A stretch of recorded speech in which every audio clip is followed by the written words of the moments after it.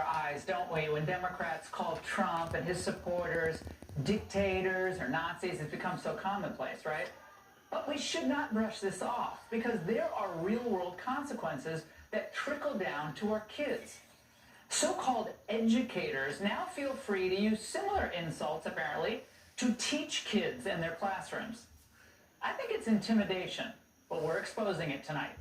One mother says that her 15-year-old son was ridiculed by his teacher and classmates, and guess what they called him?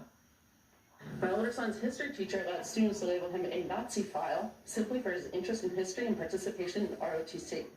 She later nominated my son as the most likely to become a dictator and had his classmates vote on it and try to force him to the front of the class to receive the certificate, which he rightly refused, all because of his conservative values. Well, she should be fired. Here with me to tell her story is the woman you just saw, Crystal Marull. Crystal, we're showing the certificate your son was given in class. How insulting. What happened after he smartly refused to take it? Well, thank you so much for having me tonight and sharing this story. So when he refused to get up to receive the certificate, she did bring it over to him and place it on his desk. He brought it home. He was upset about it. Obviously, he felt it was inappropriate, and I, as a mom, definitely found it inappropriate. So I sent an email to the teacher, to the principal, and I reached out to the local school board to bring attention to this. And I received a very hollow apology from the teacher and absolutely no follow-up from the school board.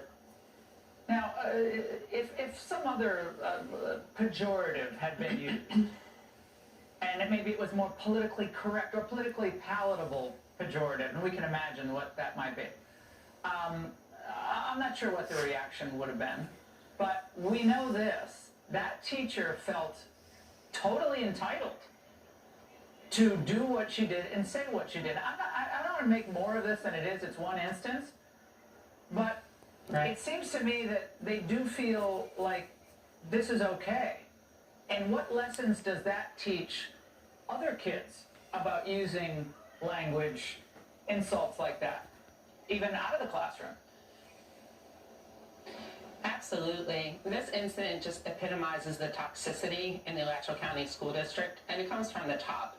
We obviously have a board that is very partisan and very open with their insults. We had our recent Chair Rockwell celebrating the death of Hulk Hogan and the death of MAGA.